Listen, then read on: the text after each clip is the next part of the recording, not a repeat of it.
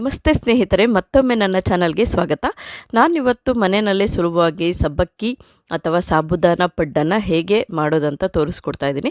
ಬನ್ನಿ ಇವಾಗ ಮಾಡೋದು ಹೇಗೆ ಅಂತ ನೋಡ್ಕೊಳ್ಳೋಣ. ಅದಕ್ಕೂ ಮುಂಚೆ ನೀವೇನಾದರೂ ನನ್ನ ಚಾನಲ್ನ ಸಬ್ಸ್ಕ್ರೈಬ್ ಮಾಡ್ಕೊಳ್ದಲ್ಲೇ ಈ ವಿಡಿಯೋ ನೋಡ್ತಿದ್ದೀರಾ ಅಂದರೆ ದಯವಿಟ್ಟು ಈಗಲೇ ಸಬ್ಸ್ಕ್ರೈಬ್ ಮಾಡ್ಕೊಳ್ಳಿ. ಬನ್ನಿ ಇವಾಗ ವಿಡಿಯೋನ ಶುರು ಮಾಡೋಣ. ಮೊದಲಿಗೆ ನಾನಿಲ್ಲಿ 2 ಕಪ್ನಷ್ಟು ಸಬ್ಬಕ್ಕಿನ ರಾತ್ರಿನೇ ನೆನೆಸ್ಬಿಟ್ಟು ತೊಗೊಂಡಿದ್ದೀನಿ. ಚೆನ್ನಾಗಿ ನೆಂದಿರಬೇಕು. ಇವಾಗ ಇದಕ್ಕೆ 1 ಕಪ್ನಷ್ಟು ರವೆ ಹಾಗೂ 1 ಕಪ್ನಷ್ಟು ಮೊಸರು ಹಾಗೂ ರುಚಿಗೆ ಎಷ್ಟು ಬೇಕಷ್ಟು ನೋಡಿಬಿಟ್ಟು ಸ್ವಲ್ಪ ಉಪ್ಪನ್ನು ಹಾಕ್ಕೊಳ್ಳಿ. ಹಾಗೆ ಒಂದು ಅರ್ಧ ಚಮಚದಷ್ಟು ಸೋಡಾ ಕೂಡ ಹಾಕ್ಕೊಳ್ತಾ ಇದ್ದೀನಿ. ಇದಿಷ್ಟನ್ನು ಹಾಕ್ಕೊಂಡು ಒಂದ್ಸಲಿ ಚೆನ್ನಾಗಿ ಮಿಕ್ಸ್ ಮಾಡ್ಕೊಳ್ಳೋಣ. ಇದನ್ನು ಒಂದು ಸ್ಪೂನಿಂದ ಚೆನ್ನಾಗಿ ಕಲಿಸ್ಕೊಳ್ಳಿ, ಇಲ್ಲಾಂದರೆ ನೀವು ಕೈಯಿಂದ ಕೂಡ ಚೆನ್ನಾಗಿ ಕಲಿಸ್ಕೋಬೋದು. ಸ್ಪೂನಿಂದ ಕಲಿಸ್ತಿದ್ದೀರಾ ಅಂದರೆ ಸ್ವಲ್ಪ ಸ್ಮ್ಯಾಶ್ ಮಾಡ್ತಾ ಕಲಿಸ್ಕೊಳ್ಳಿ. ನಂತರ ಇದಕ್ಕೆ ಸಣ್ಣದಾಗಿ ಕಟ್ ಮಾಡಿರುವಂತಹ ಈರುಳ್ಳಿ, ಸ್ವಲ್ಪ ಕೊತ್ತಂಬರಿ ಸೊಪ್ಪು, ಅಚ್ಚ ಖಾರದ ಪುಡಿ, ಸ್ವಲ್ಪ ಜೀರಿಗೆ ಮತ್ತು ಅರಿಶಿಣ ಇದಿಷ್ಟನ್ನು ಹಾಕ್ಕೊಂಡು ಮಿಕ್ಸ್ ಮಾಡ್ಕೊಳ್ತಾ ಇದ್ದೀನಿ. ಹಾಗೆ ಫ್ರೆಂಡ್ಸ್, ಇದಕ್ಕೆ ಶುಂಠಿ ಕೂಡ ನಾನು ಹಾಕ್ಕೊಂಡಿದ್ದೀನಿ. ನಾನಿಲ್ಲಿ ಮರ್ತಿದ್ದೆ ಹಾಕ್ಕೊಳ್ಳೋದನ್ನು, ಕೊನೆಯಲ್ಲಿ ಹಾಕ್ಕೊಂಡಿದ್ದೀನಿ. ನೀವು ಈ ಟೈಮ್ನಲ್ಲೇ ಹಾಕ್ಕೋಬೋದು. ಮತ್ತು ನೀವು ನಾನು ಮನೆಯಲ್ಲಿ ಸಣ್ಣ ಮಕ್ಕಳು ತಿಂತಾರೆ ಅಂದ್ಬಿಟ್ಟು ಸ್ವಲ್ಪ ಅಚ್ಚ ಖಾರದ ಪುಡಿನ ಹಾಕ್ಕೊಂಡಿದ್ದೀನಿ. ನೀವು ಖಾರಕ್ಕೋಸ್ಕರ ಅಚ್ಚ ಖಾರದ ಪುಡಿ ಅಥವಾ ಹಸಿರು ಮೆಣಸಿನ್ಕಾಯಿನ ಸಣ್ಣದಾಗಿ ಕಟ್ ಮಾಡಿ ಕೂಡ ಯೂಸ್ ಮಾಡ್ಕೋಬೋದು. ನೋಡಿ, ಇವಾಗ ಚೆನ್ನಾಗಿ ಕಲಿಸಿದ್ದೀನಿ. ಕಲಿಸ್ಬಿಟ್ಟು ಇದನ್ನು ಒಂದು 10ರಿಂದ 15 ನಿಮಿಷ ಚೆನ್ನಾಗಿ ನೆನೆಯೋದಕ್ಕೆ ಬಿಡೋಣ. ನೋಡಿ ಫ್ರೆಂಡ್ಸ್, ಇವಾಗ ಒಂದು 15 ನಿಮಿಷ ಆಗಿದೆ. ನೋಡ್ತಿದ್ರಲ್ಲ, ಚೆನ್ನಾಗಿ ನೆಂದಿದೆ. ನೋಡ್ತಾ ಇರ್ಬೋದು. ಇವಾಗ ನೀವು ಬೇಕಾದರೆ ಸ್ವಲ್ಪ ಕೈಯನ್ನು ನೀಟಾಗಿ ತೊಳ್ಕೊಂಬಿಟ್ಟು ಸ್ವಲ್ಪ ಕ್ಯೂಚ್ತಾ ಇದನ್ನು ಚೆನ್ನಾಗಿ ಮಿಕ್ಸ್ ಮಾಡ್ಕೊಳ್ಳಿ. ಈ ಸಬ್ಬಕ್ಕಿ ಏನಿದೆಯಲ್ಲ, ಇದು ಸ್ವಲ್ಪನಾದ್ರೂ ಹಿಂಗೆ ಹೊಡಿಬೇಕು. ಆ ರೀತಿ ಆಯ್ತಂದರೆ ಒಂದಕ್ಕೊಂದು ಅಂಟ್ಕೊಳ್ಳೋದಕ್ಕೆ ಹೆಲ್ಪ್ ಆಗುತ್ತೆ, ಇಲ್ಲ ಹೊಂದ್ಕೊಳ್ಳುತ್ತೆ.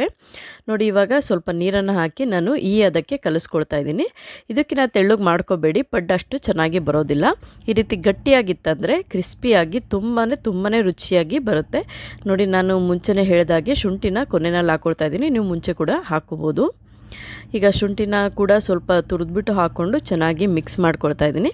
ಇವಾಗ ನಾವು ಸಬ್ಬಕ್ಕಿ ಪಡ್ಡನ್ನು ಮಾಡೋದಕ್ಕೆ ಬ್ಯಾಟರ್ ರೆಡಿಯಾಗಿದೆ.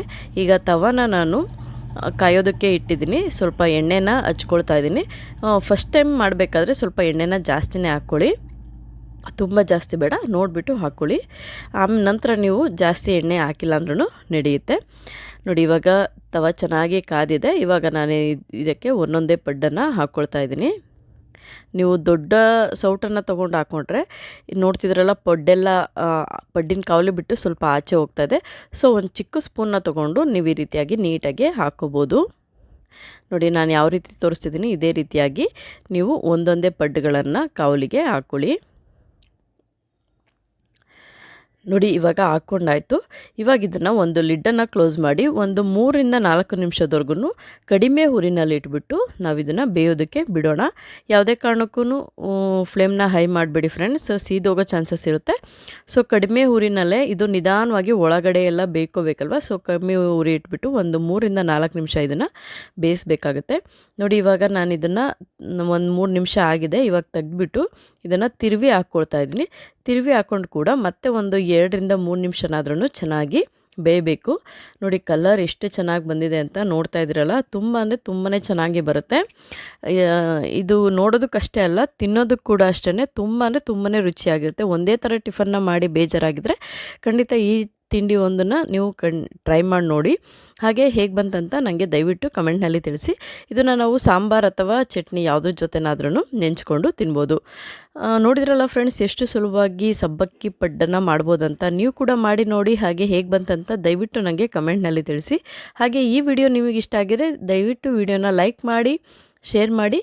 ಮತ್ತು ನನ್ನ ಚಾನಲ್ಗೆ ಇನ್ನೂ ಸಬ್ಸ್ಕ್ರೈಬ್ ಮಾಡ್ಕೊಂಡಿಲ್ಲ ಅಂದರೆ ದಯವಿಟ್ಟು ಈಗಲೇ ಸಬ್ಸ್ಕ್ರೈಬ್ ಮಾಡ್ಕೊಳ್ಳಿ. Thank you.